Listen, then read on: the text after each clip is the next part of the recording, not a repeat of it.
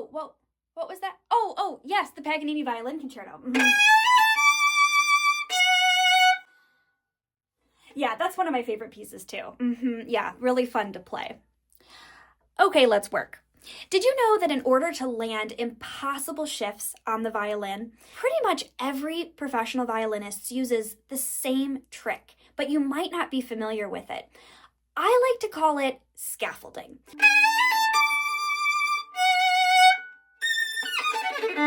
When you go to see the Capitol building in DC, or you walk around Paris, literally any time of the year ever, there's scaffolding across lots of buildings, right? And you use that scaffolding to build from one place to another. Okay, so that's the idea for how we're going to make impossible shifts on the violin actually completely achievable.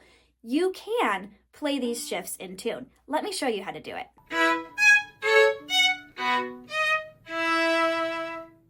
So what I like to do is start from that target note, and then I'm going to play a little scale down until I get to some note that feels comfortable to play with my first finger. So we'll start from that 4.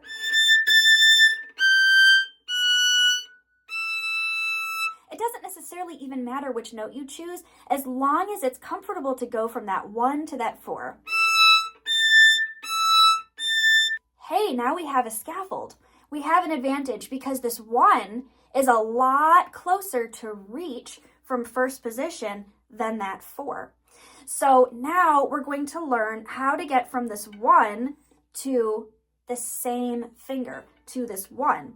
And a couple of tricks for that. So the first thing we're going to do, it's going to be wrong the first several times. So this is going to be true for me too.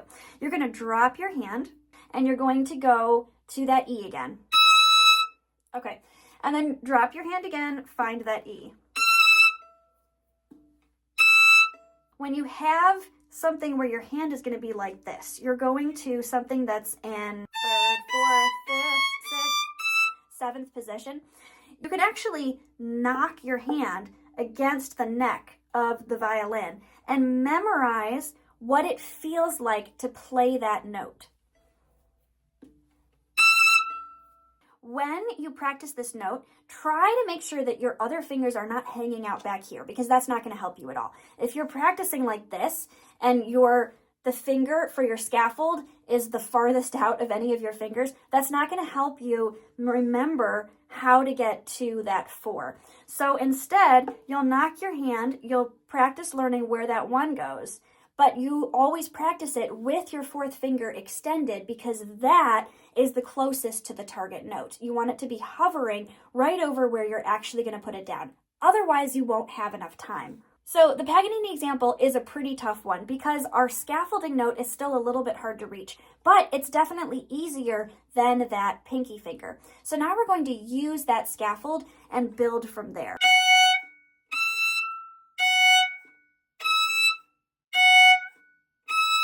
Now we add that target note on top of it. So we play.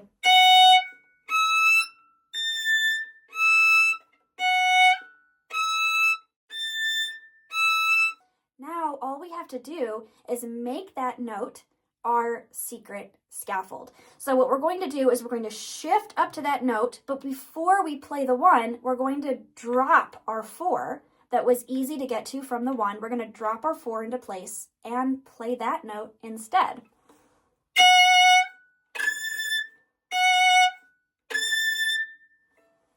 Now we can put it all together.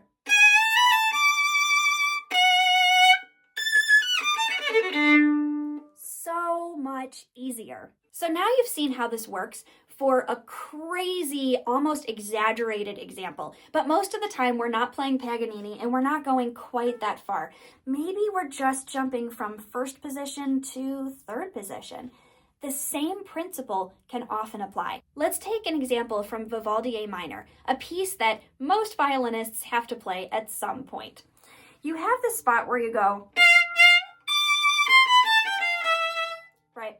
And so instead of going and then, God forbid, lifting your finger, shifting, and then putting your new finger into place, because what would you get? you'd get all kinds of schmutzik in between the notes. Well, that's not what you want. So instead, we're going to shift to third position with that same finger, with your 1. As you practice your scales, you will know where third position is. It's less crazy than shifting way up here, right? First, third, first, third. And you're not going to shift to a low 1 because that's not going to set you up for your 4th finger properly. Really, what you're setting yourself up for, just like in Paganini. So now we're going to practice going from our low 1 in first position to that regular 1 in third position, and then drop your 4 into place. Now it's the same thing. We're going to shift to that secret scaffolding note. We're going to drop our 4, and we're going to do it so quickly that we only actually hear the 1 and the 4.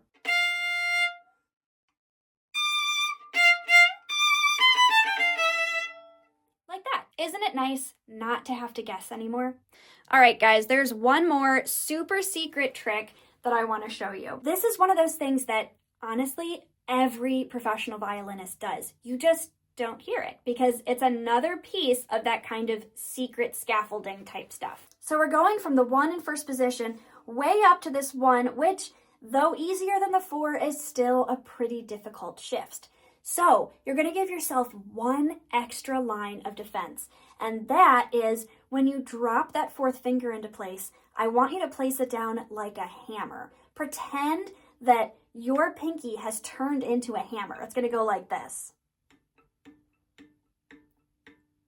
Do you hear that note? That's our target note. That's your chance to double check before you play the note that you actually got it in tune. And as you make that shift, you'll have just a split second of time to do both of these techniques, to shift to your 1, your scaffolding 1, and to drop your 4th finger into place and hear it right before you play it. So if you need to make a last minute tiny fine-tuning adjustment, you might be able to do that before anybody even hears it. Eventually, you will grow in confidence to the point where you're still going to use that secret 1 scaffold, but you don't necessarily need to rely on the extra hammered 4.